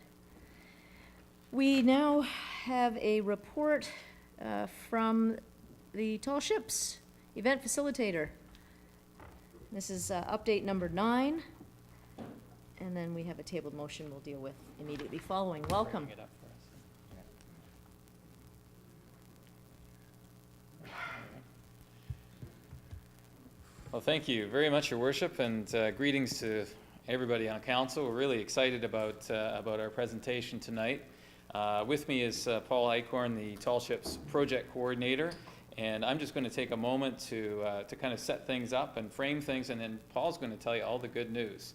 I think what the best part about our presentation, or kind of a theme of it, last time we talked about community partnership, now we can talk about momentum. And we're really seeing the evidence of that, and Paul's going to get into some details about that. Last month, about 3 weeks ago, we had a meeting with Dave Paul from the town of Brockville. Brockville was the first stop in Ontario on the Tall Ships Tour, and Dave had all kinds of good news for us. And it was very exciting to talk with him. We got a lot of good ideas and good feedback about how to set up an event. And one of the best things about talking with him was it was very affirming in terms of how we're setting up and coordinating our events. And Dave had very good news for the effect of the Tall Ships event on their town. Of course, the Tall Ships are moving through the Great Lakes now. Brockville was the first stop, then they went to Toronto, they were in Hamilton, and we're getting reports all the way along about how successful these events are. Brockville, they sold 12,000 boarding passes. Now they had 10 ships, so they had more ships than we have. They sold 12,000. Those sold in 1 month prior to the event. We've had our passes on sale now since December, and as Paul is going to report, our momentum is very strong, and we still have 6 weeks to go. They also had a great success with their excursions. Their excursions on Leanna's Ransom, the same ship that we have, were completely sold out prior to the event. So we're looking at the same kind of thing happening here. And I just want to give a shout out to my team as well, to the Tall Ships team. These guys are doing a fantastic job. As we go through the presentation, you're going to see some photos, some new photos of some of the ships that are going to be here. And they were taken by Dan Blankensop, who is our event associate at the Toronto event. Dan and Paul and our volunteer captain, David Moss Cornett, they traveled together to the Toronto Redpath Waterfront Festival and had a look at how they were setting up their event. And David, who's our volunteer captain, had a talk with their volunteer coordinator, got all kinds of ideas. Dan was our event associate, was busy taking pictures and talking to everybody he could talk to. Got a lot of good information to bring back to help us with our events. I also want to acknowledge the work of Lisa Cruikshank, who is our marketing associate. She is doing a fantastic job. Not only is she helped to coordinate a lot of the marketing of the event, but she's also been handling ticket sales in our office. And a lot of people have been coming in who aren't comfortable booking online or calling a toll-free number to book their tickets. And she's done over, I don't know, several $1,000s worth of business through the office in ticket sales and excursions. So things are really moving forward, and we're just going to see, we're just jump on and enjoy the ride, because it's going to be quite a thrilling ride. And Paul's going to tell you all about it. Okay, thank you, Doug. First, I'd like to show you actually something that's very interesting for a lot of you. This will be a chance to look at what the site is going to look like that day. And if you know the area, down by the CNR station with the Marine and Rail Museum, the Tourism Center, that's the center of action for this event. And so the ships are all lined up where the Chichimon typically is over the winter. And the other side will be where we'll have our harbor market, we'll have our stage for the summer folk performers. There's going to be, of course, food. The Kiwanis Kitchen will be there. They're working with us on this event. So it's going to be a completely filled site. And it's going to be pretty filled up when you think of all the people and the vendors along the one area and the other activities. So it's going to be quite an interesting place to be, to say the least. Moving along here, I just wanted to quickly go over the ships, mainly to point out that we have a sponsor now for the Fair, Gene, the Sydenham at Owen Sound. And of course, you know, you are very aware of their involvement now in this city. And again, we're really appreciative to have them on board. They're quite excited to be working with us, and we're excited to have them as well. Take a look here. This is the box office update, and Doug kind of alluded to this a bit. This just in, so we're over half of the available boarding passes have been sold. Again, the momentum has been amazing over the last couple of weeks with the other events starting in Ontario. We've seen that really pick up, and actually as the weather got hotter, so did our ticket sales. Half of the excursion tickets for Leanna's Ransom sold in just over 60 days. Again, that's pretty amazing momentum, and people are really excited and want to be part of this, so we're really proud to see how that's come along. Parade of Sail excursion is sold out, and that's of course the special one on the Sunday. Everybody wanted to be on a ship and be out there that day, so that went pretty quick. Sales increasing daily since mid-June, as I pointed out, and several purchases or multiple purchases, including passes and tickets. So people are taking an opportunity to do the whole thing. They want to be there and do it all. And interest in Tall Ships Owen Sound is coming from not just locally, but from outside of the area and in other parts of the province. So people want to come to Owen Sound because they think it's a great venue to see the tall ships. Sponsors and market vendors. We've had a great response to date, $21,000 in cash sponsorships, both local and from outside of the area. Over $14,000 in in-kind sponsorships with various organizations. And that, again, is terrific. And people are really wanting to work with us. And they're saying, we want to be part of this, we want to work with you. And it's been, you know, the response has been terrific. New sponsors, we're still confirming. There are some still coming on board because people want to be part of this event. 21 vendors are confirmed for the harbor market, and that's everything from artisans to other businesses that have some connections to this kind of marine-related event. Marketing promotions. Lots of big stuff happening here. That's getting the word out, obviously. Rack card 2, we just did another rack card, updated it, 15,000 distributed local area by direct mail at the end of June. 5,000 will be distributed regionally in other parts of Ontario over this month. That local drop, we had literally people calling us as soon as they got their rack card. So that rack card was extremely effective, and we could attribute the sales increase in the last 2 weeks to that rack card. Print advertising, we've so far had some ads in On the Bay and Mosaic. We'll be looking at some other pieces as well. Event program, it's now in production at the printers. There'll be advanced distribution of this program as well as copies to all the pass holders who come to the event. And that piece has a lot of information, not only about tall ships, but also about Owen Sound. And I think it's going to be a really important piece that people walk away with, and they can take away from their experience of being at the tall ships. Just want to quickly point out, you can just see a little picture there. That's part of the that's the one of the center spreads. of the program. That's the entertainment schedule for the harbor stage. And you can barely make it out, but that's an old postcard photo of the harbor of Owen Sound from years ago, from about a century ago. So it shows some of the old wooden ships that used to come in here, and it kind of puts everything in context. Yeah, and again, we wanted people to understand that the history of the marine history of this city was very important, and that's something that really worked out really nicely in that spread, and we have to thank our designer, Chris Irvine, for that. Radio, we've got a media sponsorship with Bayshore Broadcasting. You might have heard the ads and the cannons firing off in the morning to wake you up. We're getting, again, good response from those ads as well, and Bayshore is a great partner, and they're doing it on all their stations, so we're getting a lot of good exposure to that. And social media, over 500 Facebook fans, almost at 600.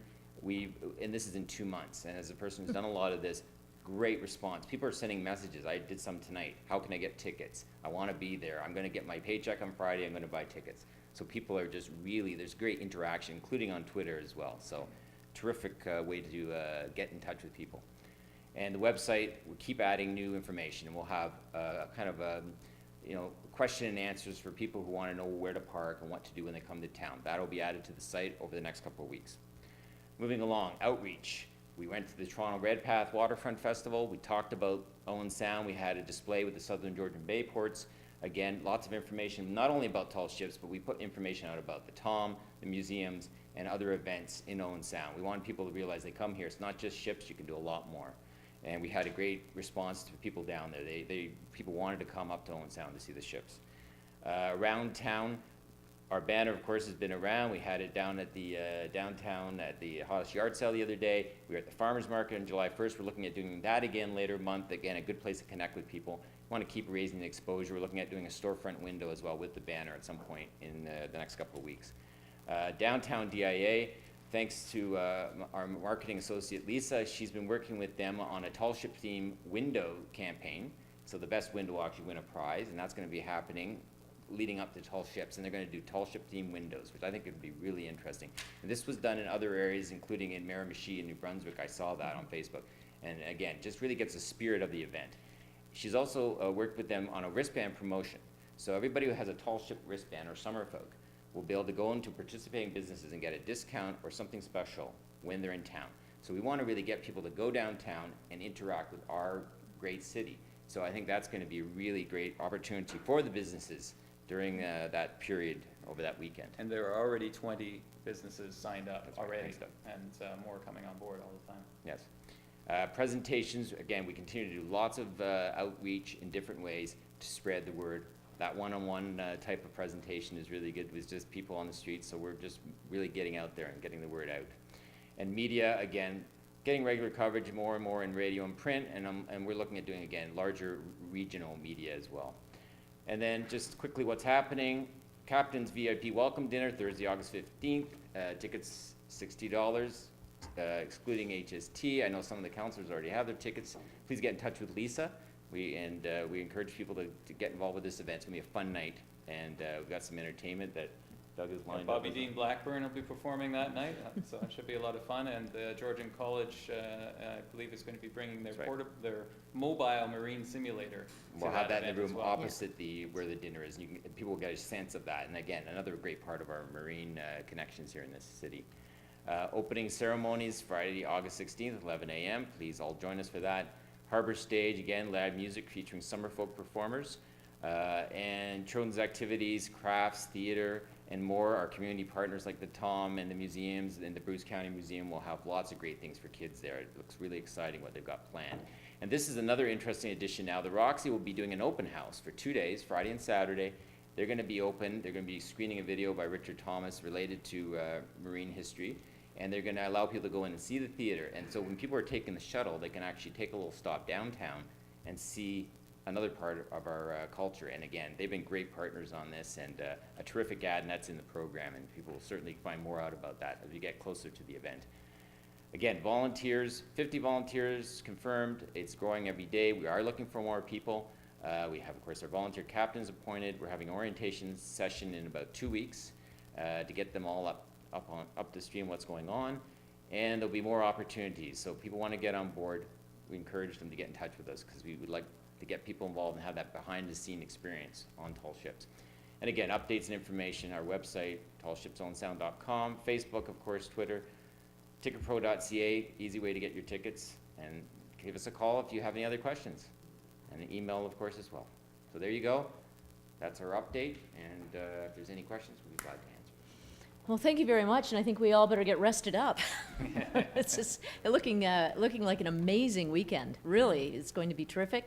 And I don't know if any members of council have a question at this time. That certainly covered all the questions that would have come up in my mind. Certainly, selling 50% of the cruise tickets at this point is quite phenomenal. And as you've been giving updates, the number of ticket sales has been absolutely astounding to me, because Owen Sound has always been known as a place where they buy their tickets right at the last minute. So this has defied all of that. And I can say that I think there's going to be a really, really great bunch of activity and positive stuff happening in Owen Sound on that Tall Ships weekend. Councillor Twaddle and Councillor Lemon. Thank you. I just had one question. You've got $35,000 in sponsorship, $14,000 in kind, and $21,000 in cash. And just refresh my memory, what was the budget for sponsorships? The budget for sponsorships was $25,000. Yeah. So is that cash and in kind, or 25 cash? It was considered as cash in the budget, of course, but it does mean that there's costs that have been offset as well. I think it's fair to say that some of the other areas that we're seeing momentum in terms of revenue are, like the program, for instance, which is completely, virtually paid for itself. And that wasn't budgeted. You know, that's a sort of thing. So it's going to also vendor registrations. We didn't have that in the budget. So there are ways that that's being offset. Well, that's great. I just wanted to put some context around it. Yeah. Thank you. No problem. Councillor Lemon? I live in that area, and my one concern is have special arrangements. One thing you didn't talk about was parking. And that, I think it's going to be a success. There's no question about that. I'm just wondering about parking. Great question. Thank you, Councillor Lemon. Through your worship, we have given a lot of thought to that, actually. We've arranged for shuttle bus service from both the west side and the east side. We've got permission to use the Foodland / Old Zellers parking lot for west side parking, and we're planning to use the Bay Shore for east side parking. And we'll be directing people coming in from out of town to those locations, and we'll have shuttle buses running every half an hour. And as well, because we know that people will just arrive on site expecting to park, we will have volunteers staffing the barricades. First Avenue, you'll be receiving a report at the next council meeting, but we're recommending that First Avenue West be closed between 11th and 12th Street West for the Friday and Saturday of the event, which are going to be the busiest days. And we'll have volunteers staffing those barricades. As people arrive, as we know they'll be handed a map to show where the parking areas are. And we also know, of course, that it will happen, that there will be people parking all over town anywhere that they can legally get a spot to park. So we're hoping that bylaw will be somewhat flexible about enforcement for those days, especially seeing that we have a lot of tourists in town. But we're really encouraging people to go to the designated parking areas. And knowing the experience in other communities, I don't think it's going to be that much of an issue. And locally, we'd like to get people to walk. Yes, we encourage people to walk, take their Even bikes down. downtown. Yeah, exactly, yeah.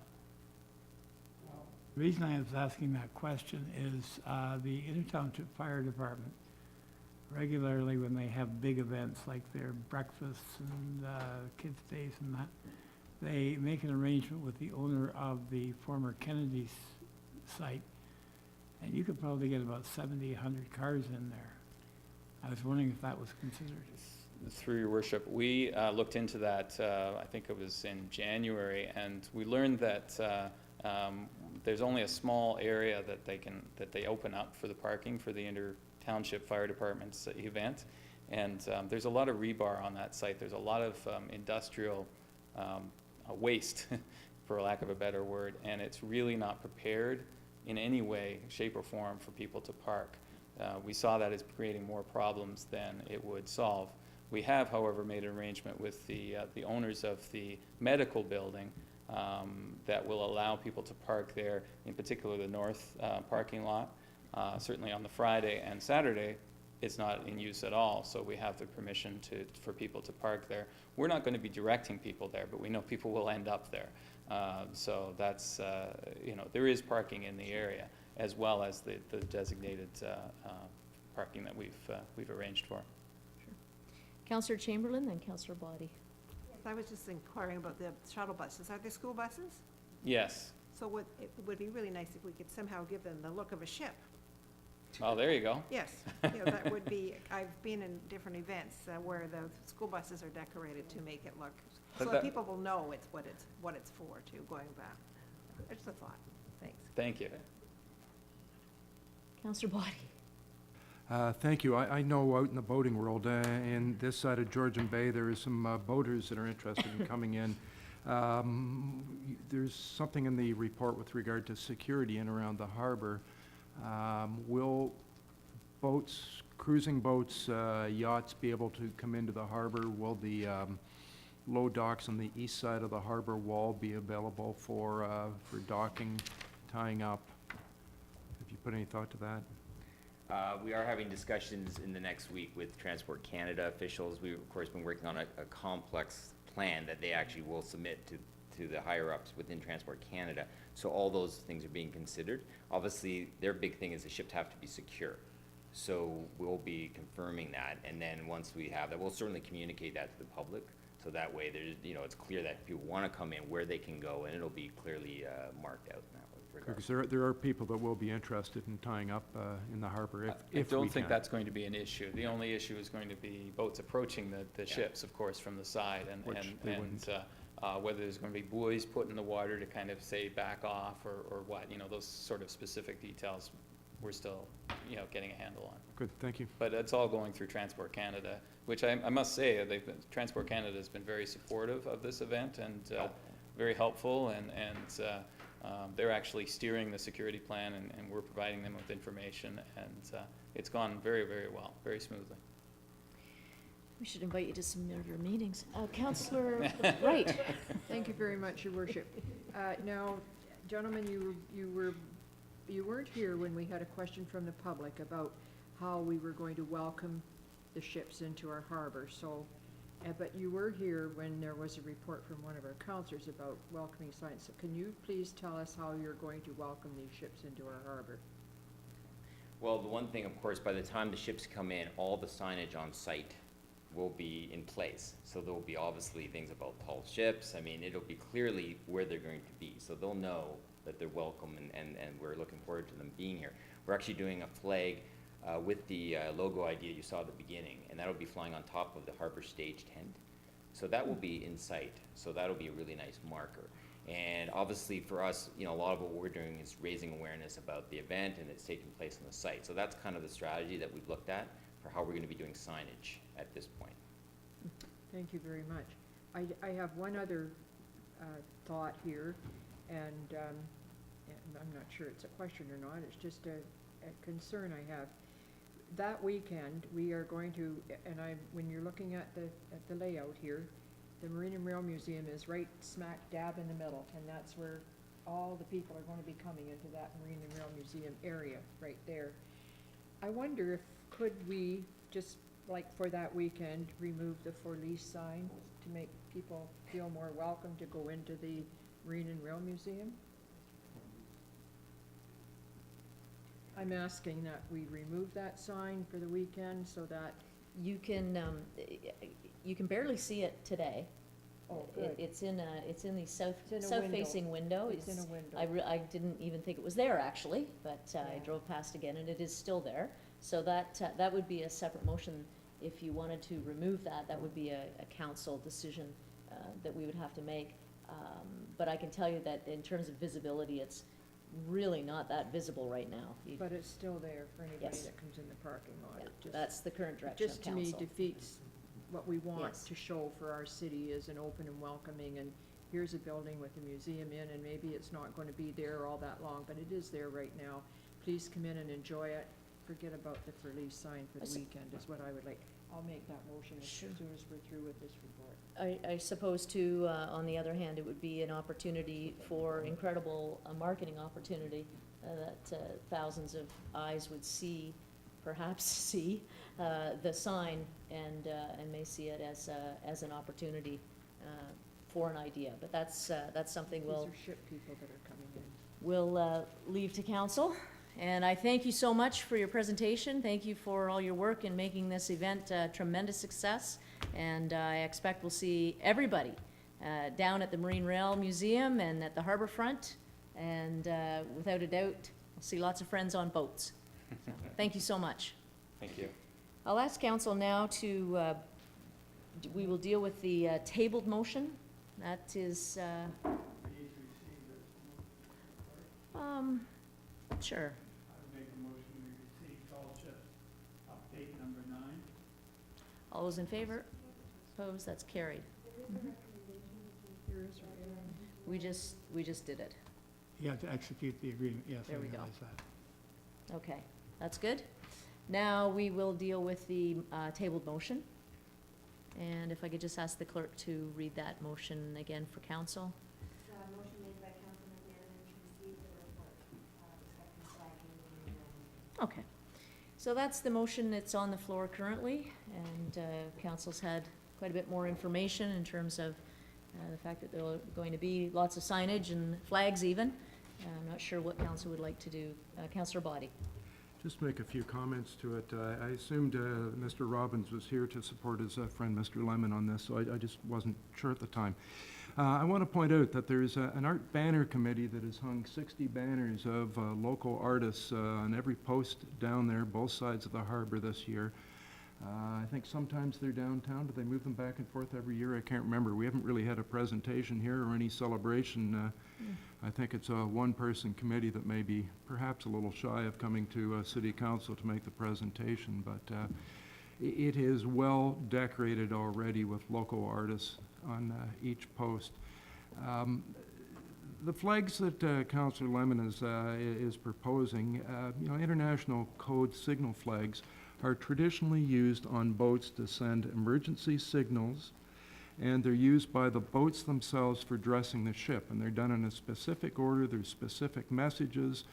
They're on the boat is where they're supposed to be to send a message that that comes from the boat about, it could be anything from past victories if it's a warship to various signals, but traditionally these flags are to be used on the boat, not used on the land. So that's, I don't know what the reaction might be of these people that are coming in as our guests on the boats. Obviously I don't know that, but traditionally it's their flag. It's for the boats to be used. Okay, further discussion to the motion. All those in favor? The motion is to receive the report. Correct. So let's do that again. All those in favor? Opposed? And that motion is carried. Thank you. We are at item 12B4. We have a report, another event. This is not a city event, so to speak, but this is Rib Fest, the 3rd annual Owen Sound Rib Fest.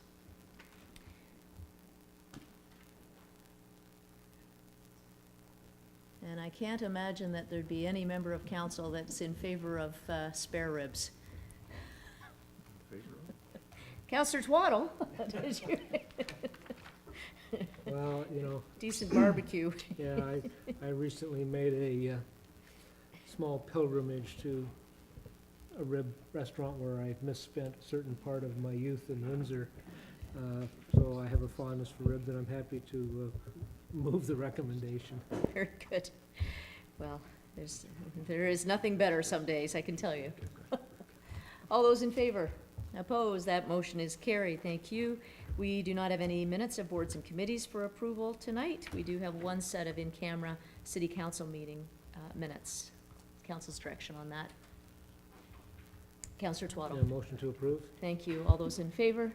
Opposed? That motion is carried. We have a number of people with items of other business, starting with Councillor Purdon. So just a very quick item of other business. Saturday was the hottest yard sale under the sun, and boy, was it a hot day. And I just wanted to congratulate the DIA for the event and all the merchants for being out in force, and all of the citizens and tourists and everybody who came. It really was a lot of fun. It was a great day, and I thought the downtown looked absolutely beautiful, and with the flowers and everything. So it was a really nice day, and I just wanted to, for people who are watching at home, if you didn't come next year, because it's a really great event. I believe it was the 25th annual. Good stuff. Councillor Chamberlain. Yes, if I could ask people to just do their memories a little bit. Last year, we had a very successful flotilla in which you were down the Sydenham River to the Harrison Park birthday party, which you were with the Queen. And Yes. We have some nice photos of that in our community guide. This year, we had hoped to repeat the performance of a grand flotilla, but it didn't end up being quite so grand, and so it's with sadness I do have to let us know that it has been canceled for this Saturday, but the group that is planning will be planning for a bigger one for next year. The Friends of Harrison Park are still an active group, and they're recruiting to do some more things. I did connect with our Director of Parks today, and our boxes in the Harrison Park for the donations are still being used, and that money is being directed towards needs of Harrison Park. And that would be the plan in the future, that the group that worked with the Friends of Harrison Park would continue to help with needs that as identified by the city for the park. So I just wanted to make that one first, that the flotilla for this Saturday, and it was in the guide, so it is canceled. Well, we'll look forward to a bigger and better one next year. Well, we're just Absolutely. Councillor Body. Thank you. I'd forgotten all about those boxes going up. Do we know how much money they've raised? yes. Through you, Your Worship, I don't have that at this time, but I can have a report for the next council meeting if you'd wish. Good. Thanks very much for the update. Councillor Twaddle. Thank you, Your Worship. I think you and I were maybe having an ESP moment on the weekend. I had reviewed the council code of conduct because I've had some concerns that it's not being followed. You sent a copy of the code to every member of council today asking that we review it, but I really think we need to do more than that. I thought the code was pretty clear. I sat on the committee that drafted it. We spent a lot of time on it. It came back before council was approved. That appears not to be the case. So I'm going to ask that, I'm going to make a motion that we ask the bylaw committee, which I believe is the committee that drafted the code of conduct originally, to review the code of conduct, to clarify any areas that may need clarification so that it's clear to all members of council what is considered appropriate and what is considered inappropriate behavior. Specifically, there are two sections, sections 11 and 13 around members of council not individually directing staff, not harassing staff, and around members of council not using their council position to support their volunteer activities with organizations that are not directly associated with council. So I think that we're seeing some examples where the code is not properly being followed. And I think the other thing is that we probably need to have in the code a mechanism for actually dealing with breaches. We don't have that in the current code of conduct. We anticipated that members of council would understand the code and follow it and not need that, but perhaps we need to have an ability to refer it to the, probably, I think the provincial ombudsman, or there's someone through AMO who will deal with code of conduct issues around council.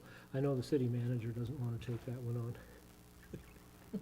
So my motion would be to ask that this go to bylaw committee for review, clarification, and to consider a mechanism for actually dealing with breaches of the code.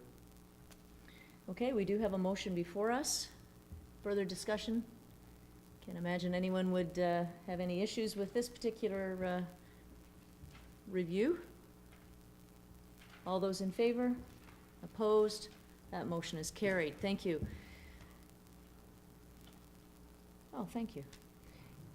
Going back to, Councillor Twaddle, was that the Sure, that was it. extent? Okay.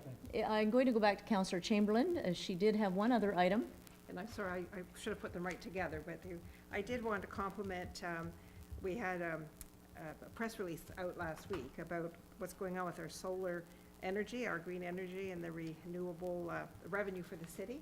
And there's a wonderful website now that people can go on through it's under our where you want to live, but it's under the environmental part.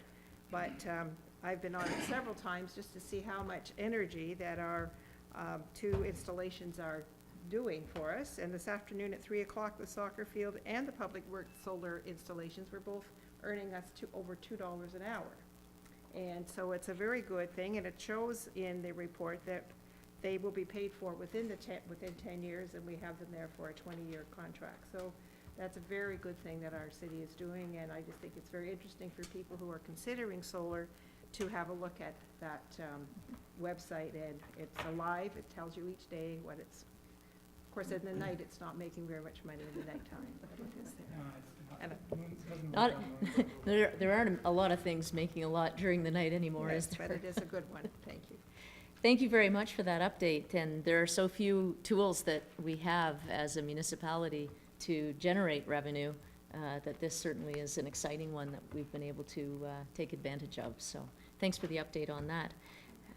I am the last person with an item of other business. Very briefly, our twin city, Miamisburg, Ohio, is coming to visit Owen Sound, and this back and forth visiting has been largely led by a volunteer group from the Owen Sound Legion branch, and the mayor, deputy mayor, and the majority of the town council from Miamisburg, Ohio, will be coming to Owen Sound on the weekend of July 17th.